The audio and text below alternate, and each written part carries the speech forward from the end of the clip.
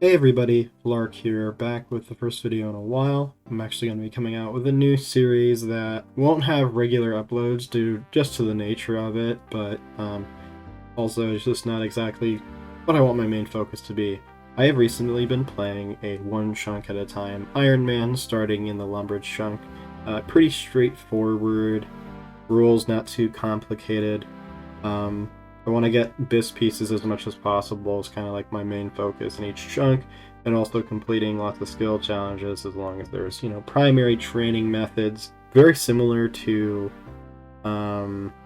Alex's setup in her videos on Pukagai, and also really similar to CJ's rules on Slay Brother.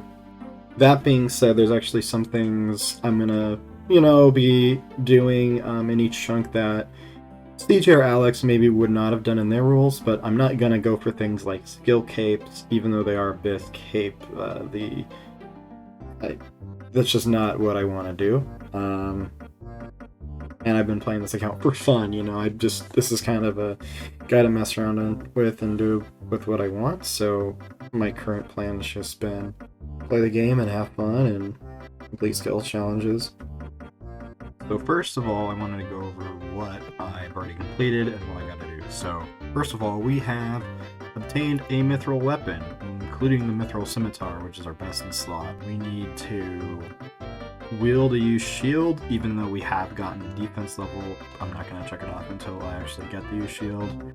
We have pickpocketed a man and a woman, and we have chopped U logs. So these things we've all done, and everything else here I'm still working on. I have gotten the bronze med helm, mithril battle axe, iron arrows I've gotten from a random event. Blizzard hat and iron dagger have all been obtained, and we have gotten both the bronze pickaxe and steel axe. So the main things left for me to do is my fletching grind, some fire making, a cooking grind, which is complicated and I'll get into. A little bit of range left. And the big thing is really crafting also. It's a total pain in the ass. The only way I can train crafting is through spinning balls of wool, which is just not fun. But yeah, that is everything I need to do in this chunk before I can roll it. Pretty simple rules in terms of how things can be rolled. I'm not allowing any transportation methods besides transportation methods that are designed to be the only way to get to a place, like a place you can't walk to. For example, like Port Sarim to Karamja. You can't just walk to Karamja, there's water all around it. But as soon as I unlock, say, either Brimhaven or this chunk, well, suddenly I can walk throughout Karamja. That means that if I see, for example, I get this one, I won't get, well, I can get this one just because of this, but like, okay, if I get this one, I can't get this one. Just because I have charter ships or whatever. Or just because I have Ardoin. And I can't get Ardoin. I can't just like yeet on over from Port Sarim or Brimhaven to Ardoin because I'm able to walk there.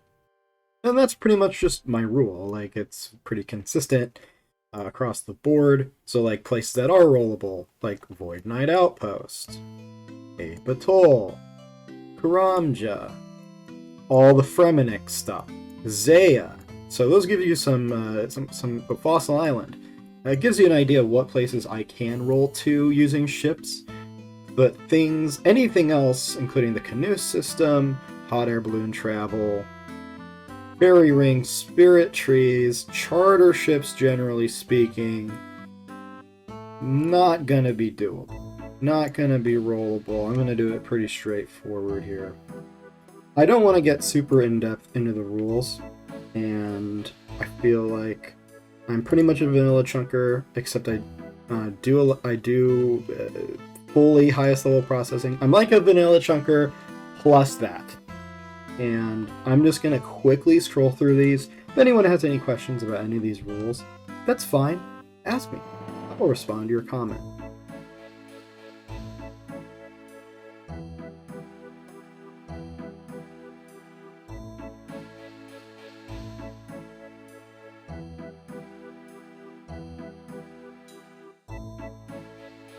And yeah, all the collection log stuff too. I am really looking forward to playing on this account.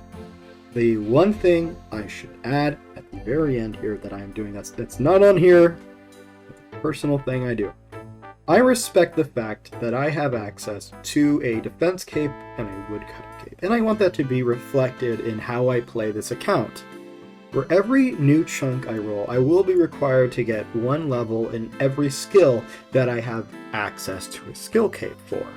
For example, defense and woodcutting are 2 skill capes that are available in this chunk, meaning when I roll my next chunk, I will be required to get in that chunk, including everything available in that chunk, by the way. Not just, I don't have to pretend as if I'm stuck in Lumbridge. I will be required to get an additional woodcutting and defense level, no matter where I'm at. My defense level could be 40, and I need to get 41. My woodcutting could be 75, and I'd have to get 76. It doesn't matter.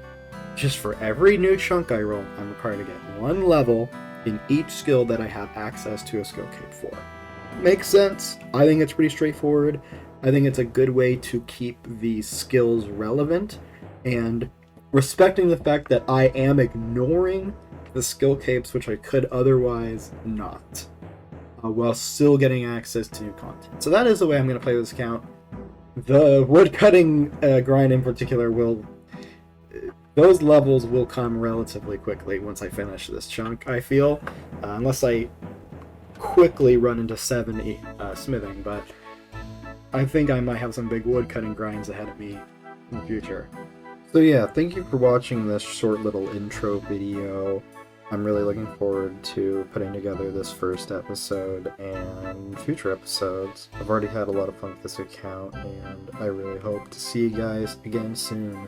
So yeah, let me know what you guys think. Leave a comment down below, and if you have any questions about any of the rules or anything else about the account, I'm more than happy to respond. So thank you guys so much for watching, and have a great rest of your day.